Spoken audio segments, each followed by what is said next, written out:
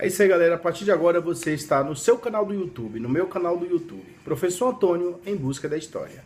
Como prometido, após o conteúdo ser aplicado em sala, estaria formulando algumas questões para auxiliar você na sua avaliação do segundo bimestre de Geografia do 9º ano. Tranquilo?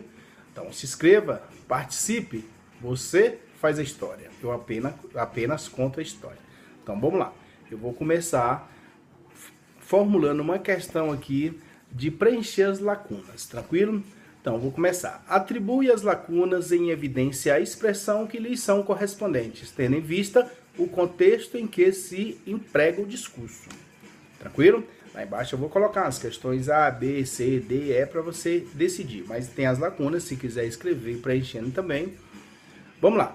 Estamos falando, nosso conteúdo, nós falamos todo esse segundo bimestre sobre a África, né? Sobre os aspectos físicos, cultura e entre outras coisas, né? Toda a história da África na parte geográfica nós já falamos em sala de aula, o conteúdo foi trabalhado e agora é hora de fazer a avaliação e eu vou reformular algumas questões aqui para auxiliar você, ok? O projeto é gabaritar a prova.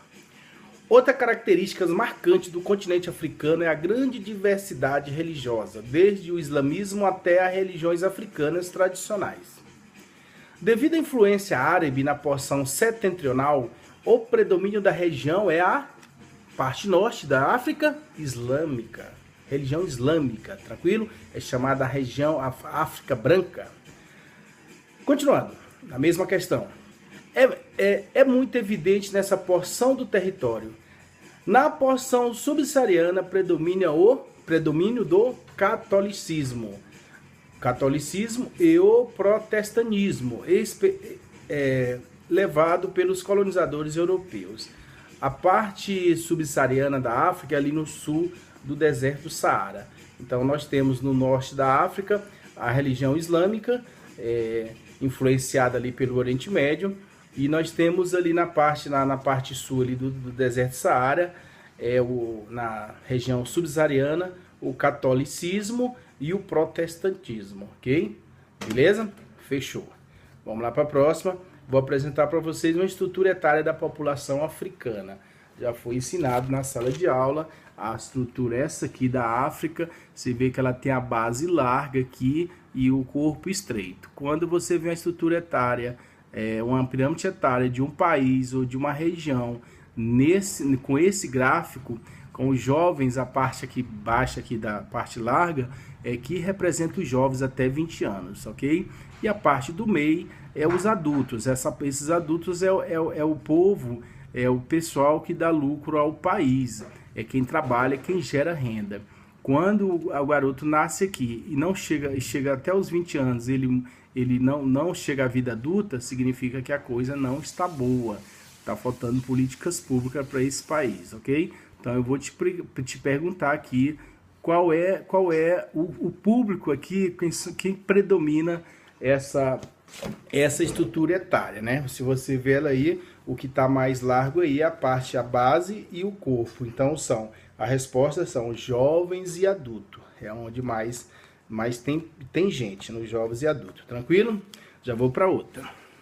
As condições naturais fizeram que a ocupação do continente africano ocorresse de forma bem desigual e dependente de sua geografia. Áreas de grandes florestas, áreas montanhosas e áreas de deserto dificultaram a ocupação do território como um todo. Desta forma, existem áreas com menos de 1 habitante por quilômetro quadrado, a gente vai dar o exemplo do deserto do Saara, enquanto na parte litorânea e nos grandes centros urbanos existem áreas com mais de 400 habitantes por quilômetro quadrado. A África é o segundo continente mais populoso do mundo, beleza? A África é o segundo continente mais populoso do mundo, sendo que o primeiro é o asiático. Mas eu vou te perguntar sobre a África, tranquilo? Fechou. Mais uma. Um dos principais traços da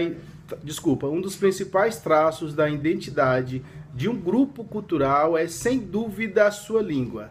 Atualmente se destaca alguns grandes grupos, quais os idiomas predominantes no continente africano. Moleza. Foi colonizado por quem? Pelos europeus. Então, o que predomina lá é o inglês e o francês. Já vou para mais uma. Leia o texto com atenção. O tema migração é algo corriqueiro para o povo africano. Desde a antiguidade, eles se deslocam vendidos como escravos por seus vendedores, especialmente para a Ásia. Com o processo de colonização, na Idade Moderna, também foram levados para a América. A partir do século XIX, com a colonização europeia na África, essa migração passou a ser interna para a atividade de plantation e de mineração.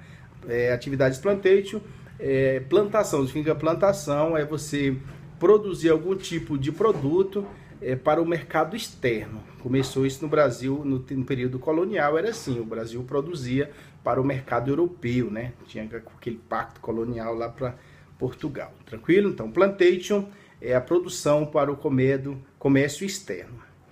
Continuando, hoje, além das migrações internas, também observamos o grande fluxo de migração para outros países. Finalizei o texto motivador. Agora vou para a pergunta. Após a descolonização, esses processos se intensificaram devido a... Olha só os motivos, porque essa migração intensificou na África. E hoje é bem comum, né, aquela migração ali para a Europa, que a gente acompanha nos noticiários. Guerra civil é uma guerra interna, processo de desertificação, fome e desemprego e governo ditatoriais. Esses são os motivos que intensificaram essa migração hoje ali no continente europeu, beleza? Para você entender essa questão de migração e migração. E migração é quando você entra em uma determinada região, em um país. E emigração com E é quando você sai de um país ou de uma região, ok? Vamos lá para mais uma. A dependência dos mercados externos para a exportação de suas matérias-primas antes privilégio quase exclusivo da Europa. Hoje aumentou e está dividida entre os grandes grupos transnacionais de vários países, como os Estados Unidos e, mais recente, a China, que faz parte desse mercado. Vou te perguntar também mais uma questão. Quem são os países que compõem o BRICS? Moleza, né? Cada letra representa um país. BRICS, Brasil, Rússia, Índia, China e África do Sul.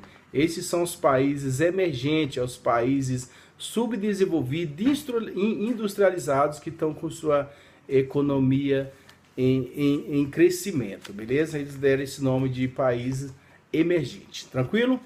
Eu acho que por hoje tá bom, espero ter ajudado você, auxiliar você na sua provinha. E se gostou, dê um like aí, inscreva-se, participe. Você faz a história, eu apenas conto a história, beleza? Professor Antônio, em busca da história. Aguardo vocês, até a próxima.